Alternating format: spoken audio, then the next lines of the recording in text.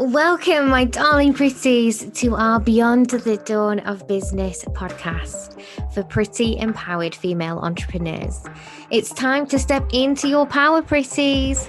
Lift each other, support the squad, and choose a life filled with the autonomy and freedom to live your dreams. I'm your host, Dawn Beth, owner and founder of Beyond the Dawn digital business brand and agency. My coffee is hot and my eyelashes are on, so we are ready to go. Hello and welcome to this episode. Today I'm going to talk to you about toxic money energy.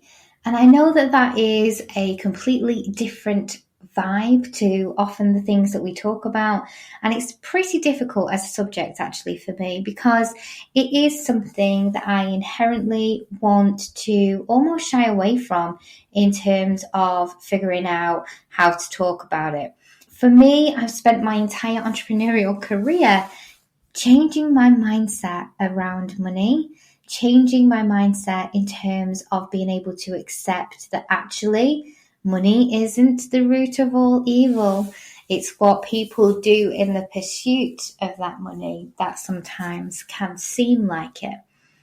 And the difficulty here is that if you're like me and you have a money story in your background, if you come from a different money or financial situation to the one that you're currently in, or if you have hang-ups over making it, keeping it, and doing whatever you want with it, then this is actually a difficult episode to consume whilst you're still doing all of that really, really vital money mindset work. However, I do believe that for so many of us, it's an area that we're not educated in. It's an area that sometimes mentors do not speak about. Sexy marketing will tell you that we earn all of the money and all of the money is good and it's consistently flowing to us, and every single time it does good things. We do good things with it. And although that is majority true, it's not the full picture. It took for me to get to a certain stage in my business to come across money that had big numbers, but an attachment to it that was perhaps not joyful, pleasurable, or pure. And for so many years, I have shied away from different values that don't align with mine, behaviors that don't align with my values, the way in which people conduct themselves in their businesses, the way in which they do things, because of the energy. But I didn't look out for this same red flag energy when it came to money. So let me just go through a couple of things that I want you to be aware of in your business as it grows and as you continue to make sales, you continue to grow your business. Things I want you to be aware of so that they don't come out of left field like they did for me, don't knock you off your feet.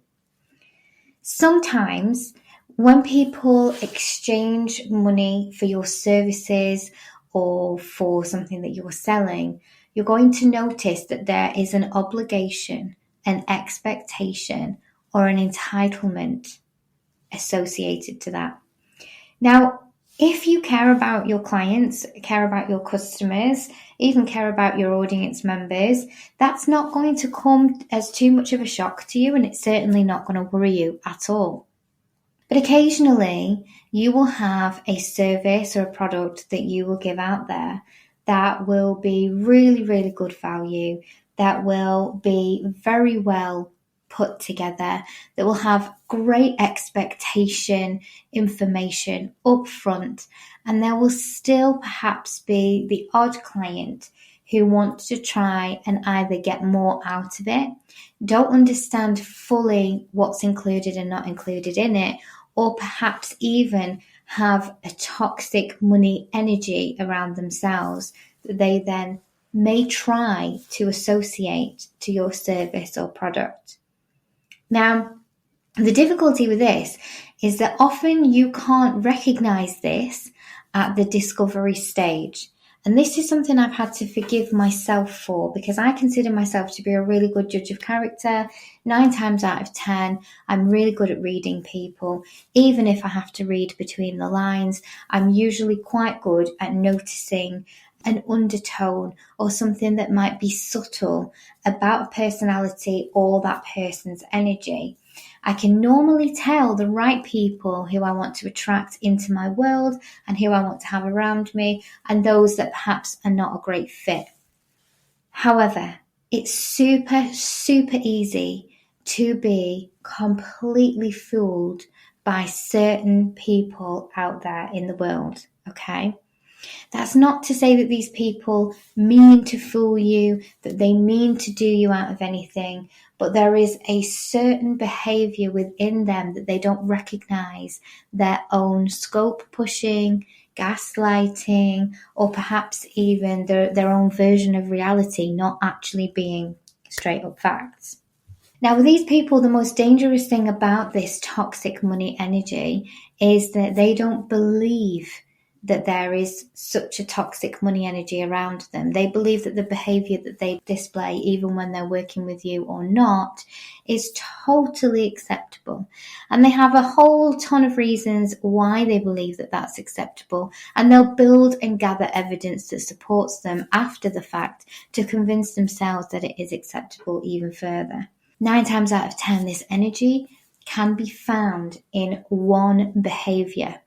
And if you look for this one behavior, this one big red flag when you're going into a situation where somebody was going to purchase from you or work with you, this is the one I want you to look out for. Entitlement. Sounds super easy, right? Just look out for somebody who's super entitled.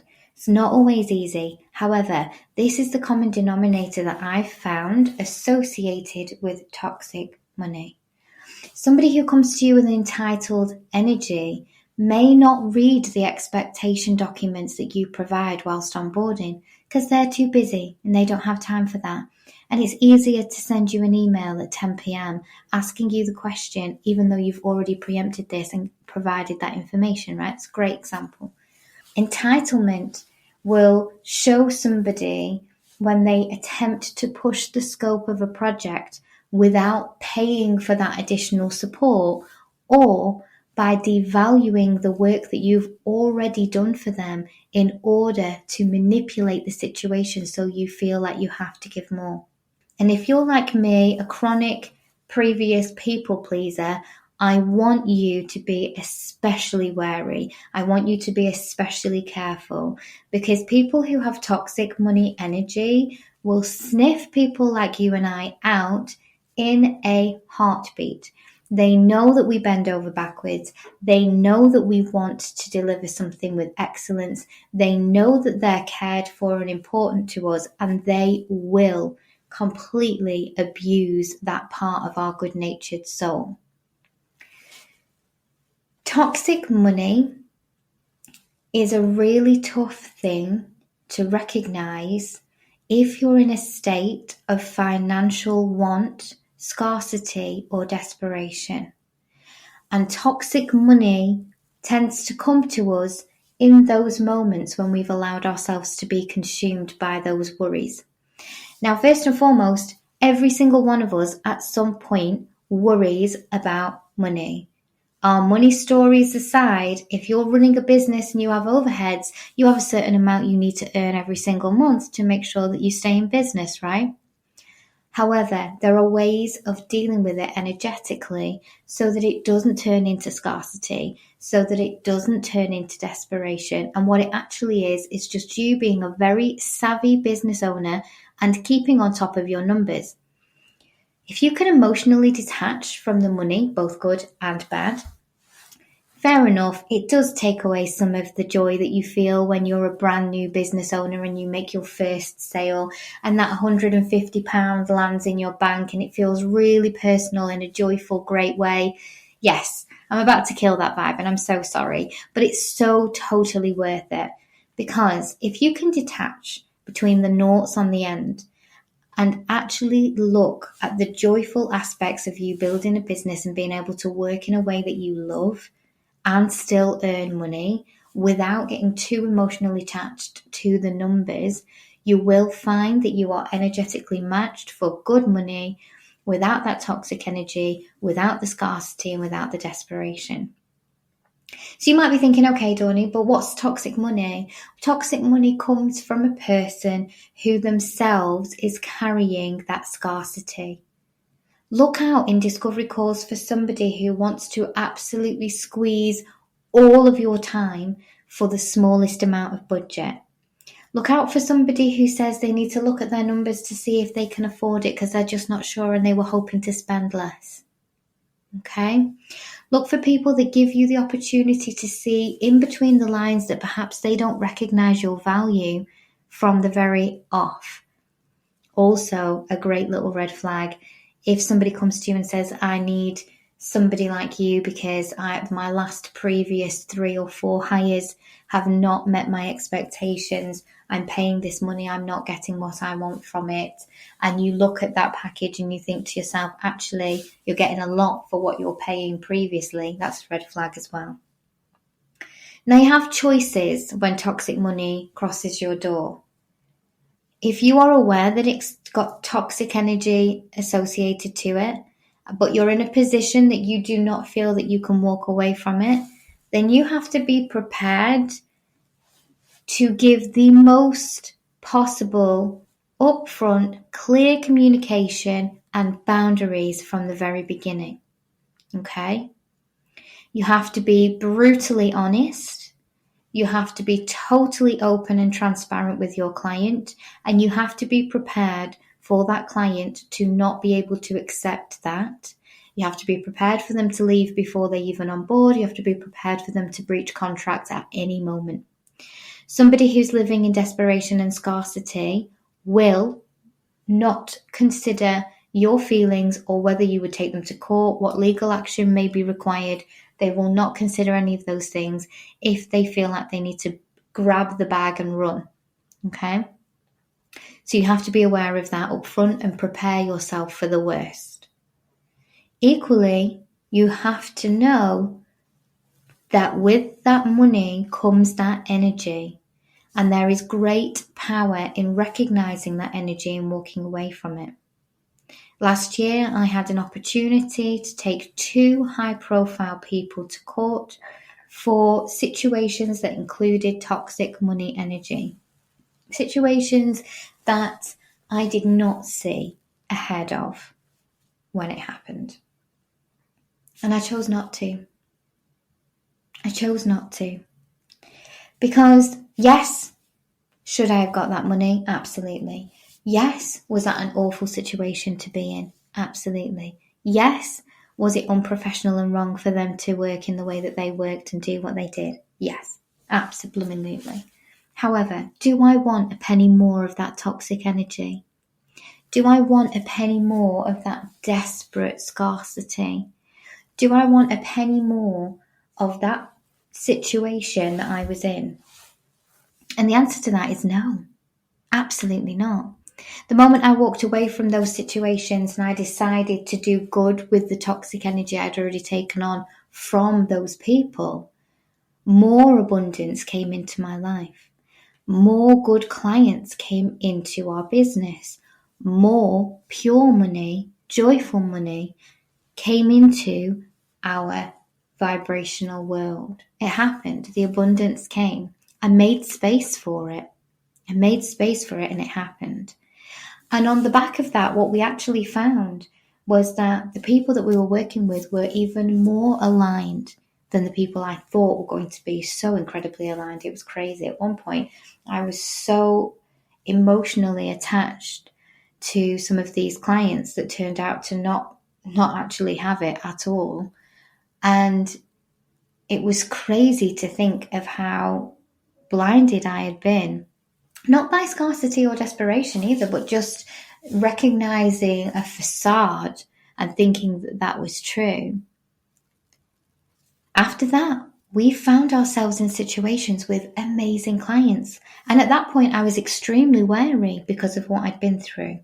And I hadn't been able to fully emotionally detach. I have now, which is wonderful, but at the time I had not. And there was a lot of learning for me as a leader to come through. A lot of learning in my honesty and transparency in with their best interests at heart to try and help them make something really work. I I had to think about that and think about whether I was going to change who I am and what I do and the quality of what I do to be liked by a small percentage, or whether I'm going to continue to work with people who actually trust me and get the results that they want based on the fact that they allow me to do my job. And that's where I leaned. And that was a really powerful message. I had a conversation with a wonderful lady that I met at Be Inspired last September.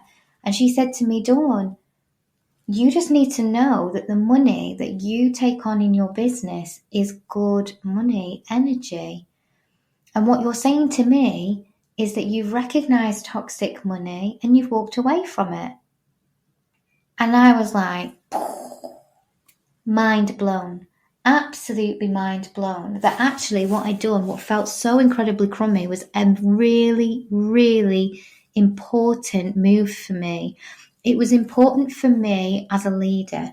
It was important for my team to recognize that no amount of bad behavior would be acceptable associated to a payment into our agency. I would walk away from the money on the basis of bad behavior, no problem. They would be protected. They would be supported.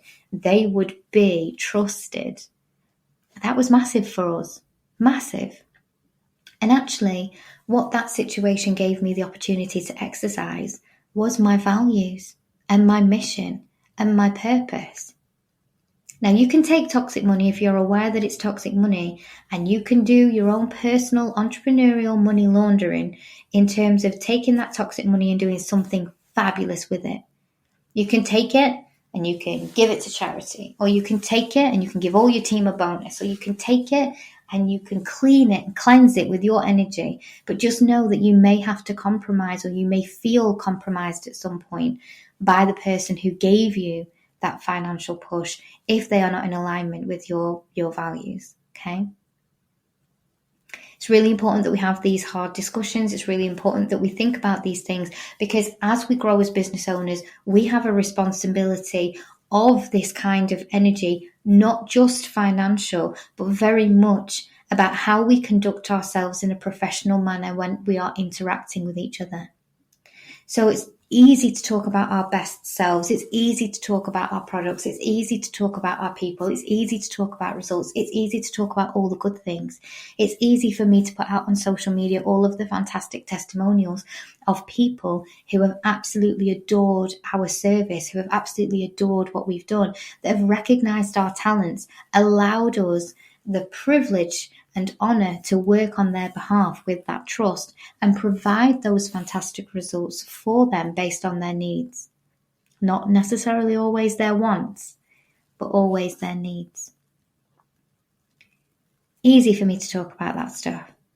Not so easy to talk about the difficult days when you're looking down the barrel of £50,000 and deciding whether to walk away from it, knowing that you do need to walk away from it, and trying to consider exactly what can and cannot be bought.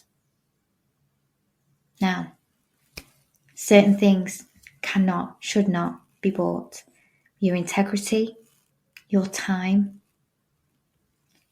the way in which you will conduct yourself, and the way in which you will conduct yourself as part of the brand of your business, your reputation, the way you conduct yourself around other people, the behaviours that you display, and then how you deal with that.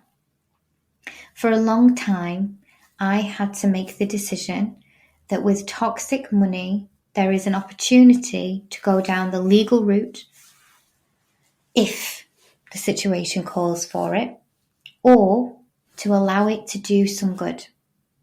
And straight away I knew that I would share my experiences without naming and shaming, without calling anybody out, because nobody needs that. I would share my experiences, and I would hope that these key things would be easier for you to spot in your business relationships, that you will be able to go through your business journey, and when something like this naturally occurs, which it will with growth, you'll be able to call it out and go, This is exactly what Dawnnie was talking about. This is what I need to be aware of.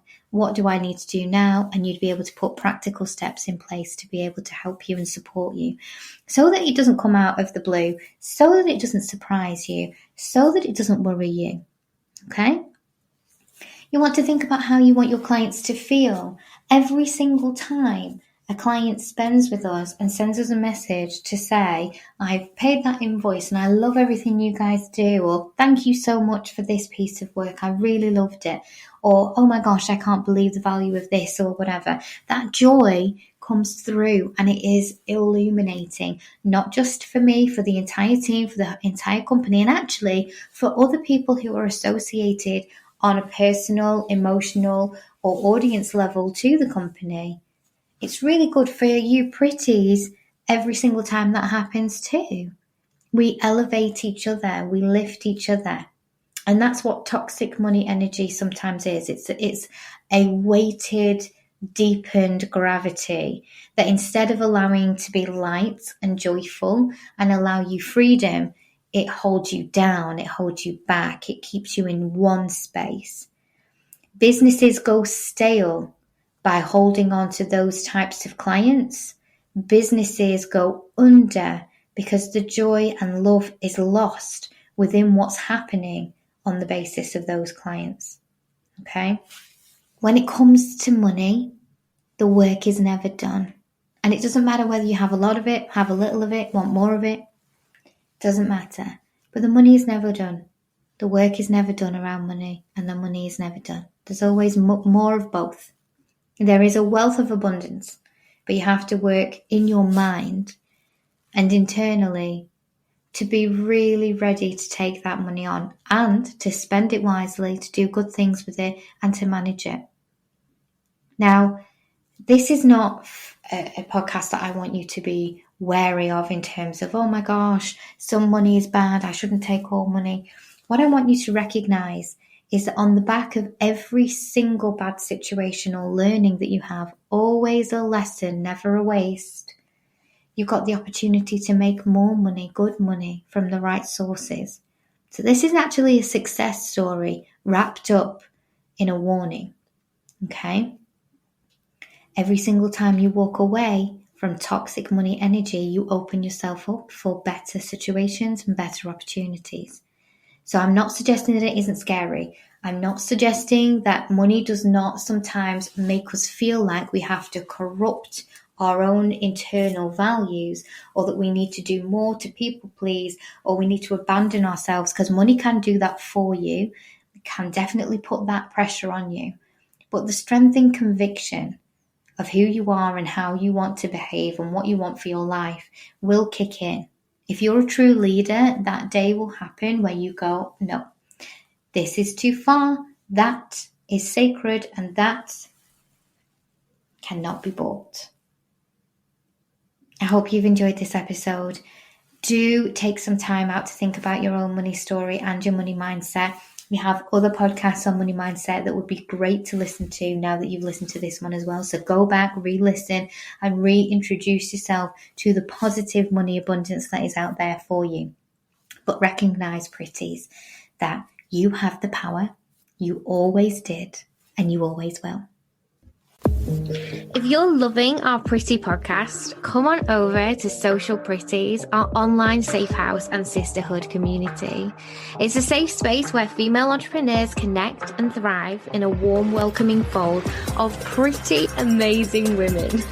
You'll find an easy redirect in the description, and I can't wait to see you in there.